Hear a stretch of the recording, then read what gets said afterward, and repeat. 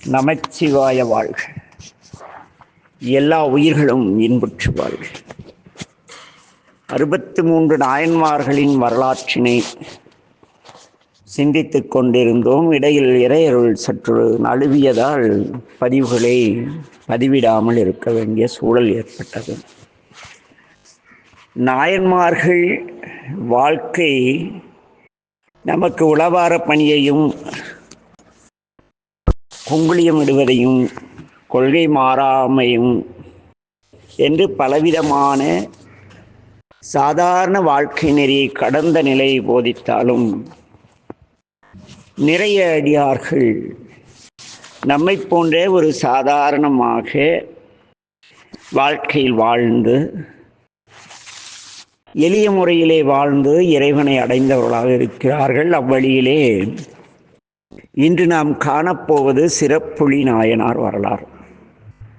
திருஞான சம்பந்த பெருமான் பாடல் பெற்ற திருத்தலங்களில் ஒன்று திரு ஆக்கூர். ஆக்கூர் முக்கூட்டு என்று இன்று சொல்வார்கள். திருக்கடையூர் செல்லும் வழியிலே இருக்கிறது. அங்கே வேதியர் மரபில் வேதம் ஓதக்கூடிய அறவழி அந்தனர், அறவழி வாழக்கூடிய அந்த ஒரு வேதியர் மரபிலே பிறந்து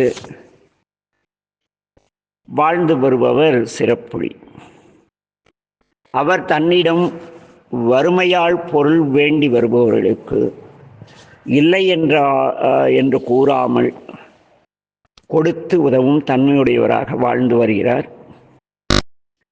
அவர் நமச்சிவாய என்ற 5 எழுத்தை ஓதியும் நம்பெருமானுடைய பாதம் சேர விருப்பம் கொண்டு சிவவேள்வி செய்தும் மனமொழி மெய்களால் மெய்த்தொண்டு செய்யக்கூடிய அன்பர்களை காண நேர்ந்தால் அவர்களை வணங்கி அவர்களோடு இனிமையான வார்த்தைகளை கூறி அளவலாவி வயிறார உணவு கொடுத்து தன்னிடமிருந்த செல்வத்தை அவர்களுக்கு மலை போல வழங்கி பலகாலம் வாழ்ந்து திருவடியில் சேர்கிறார்.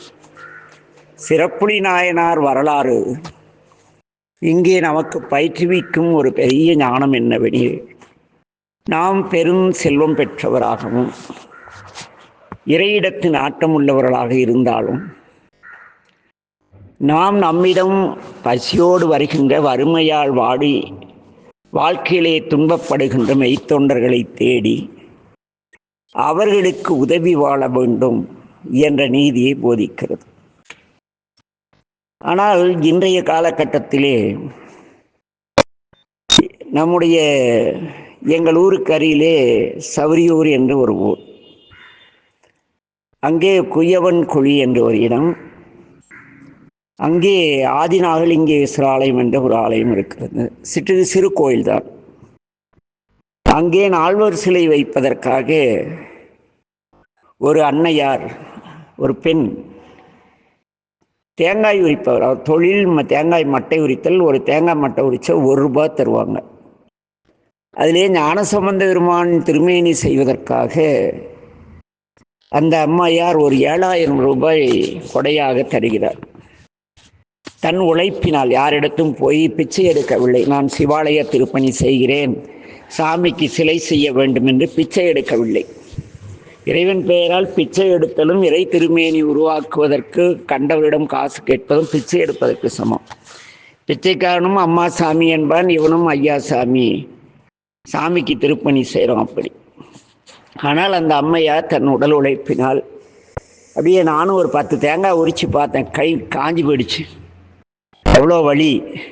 அந்த அம்மா மிக ஒல்லியாக பாவமாக இருப்பாங்க. அவங்க 7000 தேங்காய் உரித்து கொடுத்தது அங்கே ஒரு ஆலயத்திலே, ஆதிநாகலேஸ்வரர் ஆலயத்திலே பிரதிஷ்டை செய்ய போகிறார்கள். அந்த திருமேனியை பிரதிஷ்டை செய்வதற்கு கூட பவானி என்ற ஊரில் இருக்கின்ற இறைவனுக்காக மிகப்பெரிய தொண்டு செய்வதாக, ஆலயம் சமைப்பதாக பறைசாற்றிக் கொள்ளும் ஒரு அமைப்பிடம் சென்று கும்பாபிஷேகம் தமிழால் செய்து வைக்க வேண்டும் என்று கேட்கிறார்கள். அவர்கள் ஒரு 20,000 25,000 என்று கடைசியில் 50,000 வரை பேசுகிறார்கள். நான் அதை கேட்டதற்கு, ஆம், நீ வந்து வசூல் செய்து கொண்டு என்று அங்கிருக்கிற அந்த நிகழ்ச்சிக்கு வந்து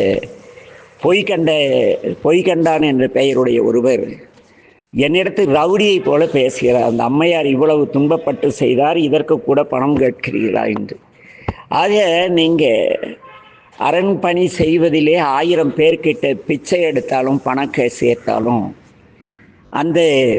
அது சிவபுண்ணியம் ஆகாது. எதற்காக இங்கே இந்த கருத்தை வெளியிடுகிறேன் என்றால், பெரும் செல்வமிக்க அறக்கட்டளை நடத்துபவர்கள் கூட, உலகம் முழுக்க பணம் வசூலிப்பவர்கள் கூட ஒரு சிவாலய கும்பாபிஷேகம் செய்வதற்கு, இறைவனை எழுந்தருளச் செய்வதற்கு பேரம் பேசி L1 L2 அதாவது லோ கொட்டேஷன் கொடுத்து வேலை எடுத்து, அல்லது அங்கே திருத்தொண்டீஸ்வரர் வாரத்திற்கு கூட்டம்னு ஒன்று வேம்பனேரிங்கிற ஒரு முருகப்பெருமானுக்கும் விநாயகருக்கும் நாங்கள் வேள்வி செய்த பொழுது அவர்கள் எங்களுக்கு ஒன்றும் வேண்டாம் என்றார்கள். நாங்களும் மகிழ்ந்து போய் பரவாயில்லை மெய்த்தொண்டர்கள் என்று நினைத்து செய்யும் பொழுது அங்கே என்ன நடந்தது என்றால், கும்பாபிஷேக வசூலை பார்த்துட்டு அந்த தலைவர் என்னிடம் கூறினார், இவ்வளோ வசூலாக இருக்கே, ஒரு 20,000 கொடுத்தா என்ன குறைஞ்சி போயிடுதுன்னார். 10,000 ரூபாய் கொடுத்தோம், ஆனால் 10ல் தான் வசூலாக அதில் கொடுங்கங்கிறார். ஆக இங்கு நாயன்மார்கள் வரலாறை பேசுவதோ படிப்பதோ பெரிய செய்தி கிடையாது. நம்மிடம் பெரும் பொருள் இருக்கும் பொழுது, அது நீ உழைத்து வாங்கினாலும் சரி, இறைவன் பெயரை சொல்லி பிச்சை எடுத்து அறக்கட்டளை வைத்து அதனால் வசூலித்ததாக இருந்தாலும் சரி, உண்மையான வறுமையில் உள்ள அடியார்கள் பணி செய்யும் இடங்களில் அவருடைய பசியை போக்க வேண்டாம். அவர்கள் ஒரு சைவம் தலைக்க ஒரு 4 திருமேனி பிரதிஷ்டை செய்யும் பொழுதோ, ஒரு பாழடைந்த ஆலயத்தை புதுப்பிக்கும் பொழுதோ பொருள் பெறாமல் செய்கிறீர்களோ இல்லையோ, நம்முள்ள பொருளை பகிர்ந்து வாழ வேண்டும் என்ற பண்பு கூட விதைக்கப்படவில்லை நமது சமுதாயத்தில். சிறப்புலி நாயனார் வரலாறு இங்கிருந்து சிங்கப்பூர் கட்டி பேசுகிறோம், வாழ்கிறோமா என்பது கேள்வி. ஆக இந்த வரலாறை கேட்டவர்கள், உங்களிடத்து பணம் இருக்குமானால் உங்களுக்கு அருகிலே வறுமையிலே நோயால் வாடக்கூடிய ஏழை அடியார்கள் இருக்கக்கூடும், மெய்த்தொண்டர்கள் இருக்கக்கூடும். அவர்களுக்கு இயன்ற உதவி செய்து, அதற்கு பிறகு அங்கே என்ன செய்கிறார், வறுமையால் பொருள் வேண்டி வருபவர்களுக்கு இல்லையெனாது கொடுத்து உதவி, அதற்கு பிறகு திரு 5 எழுத்தை நமசிவாய மந்திரத்தை ஓதி சிவவேள்வி செய்து அந்த மெய்யடியார்களை கண்டால், ஏன்னா இங்கே என்ன மெய்யடியார்கள் என்றால், அந்த திருமுறையில் நிறைய இடத்துல வரும், பொய்யடியார்கள்லாம் வரும், பொய் குருலாம் வரும். திருமந்திரத்தில் திருவாசகத்தில் வரும் பொய்யர்தம் பொய்யனை மெய்யர் மெய்யைன்னு வரும். பொய்யடிமை இல்லாத புலவர்க்கும் அடியேன் என்பார்கள். புறப்பொருளை ஒரு பெண்ணை வர்ணித்து பொண்ணுக்காக அரசனை புகழ்ந்து பாடுபவர்கள் எல்லாம் பொய்யடியார்கள். மெய்ப்பொருளாகி இறைவனை பாடுபவர்கள் மெய்யடியார்கள்.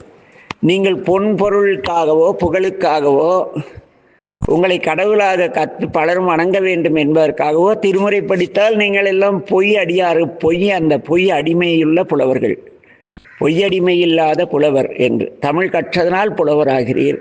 பணம் பெறும்பொழுது பொய்யடியாராகிவிடும். அதனால் தான் பொய்யர்தம் பொய்யனை மெய்யர் மெய்யை பாடி பொற்சுண்ணம் இடித்தும் நாம் என்று வரும். ஆக என் அன்பின் உறவுகளே, வரலாறு சிந்திப்பது பெரிதல்ல. நான் பேசக்கூடிய பதிவுகளிலே சிலரை சுட்டிக்காட்ட வேண்டி இருக்கிறது. ஏனெனில் அவர்களே இன்று பெரும்பாலானவர்களுக்கு வழிகாட்டியாக பலர் நினைத்து கொண்டிருக்கிறார்.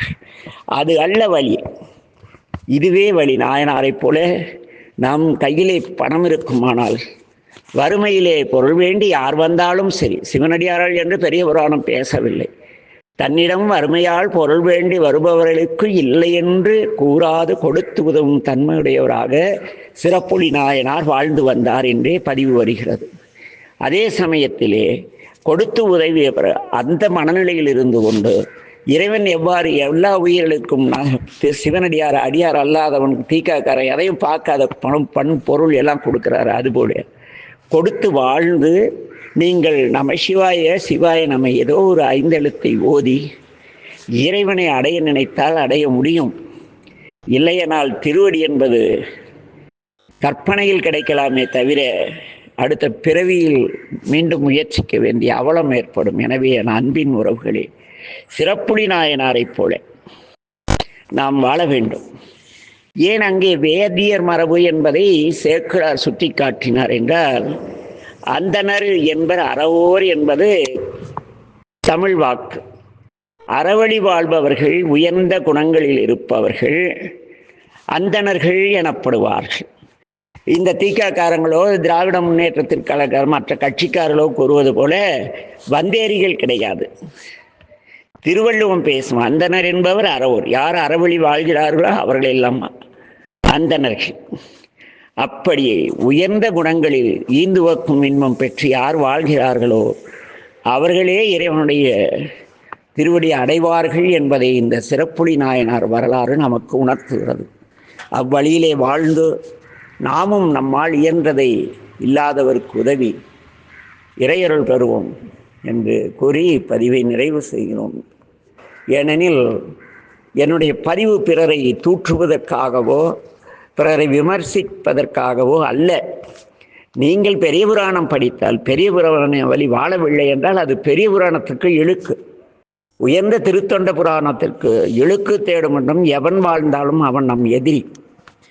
அவனால் பெரிய புராணமோ சைவமோ வாழ்வது கிடையாது. அவன் வாழ்கிறான், ஆனால் சைவம் வாழ்க்க வைக்கப்படவில்லை என்பதை தெரிவித்து அமைகிறோம். நமச்சிவாய வாழ்க. எல்லா உயிர்களும் இன்புற்று வாழ்க. திருச்சிற்றம்பலம்.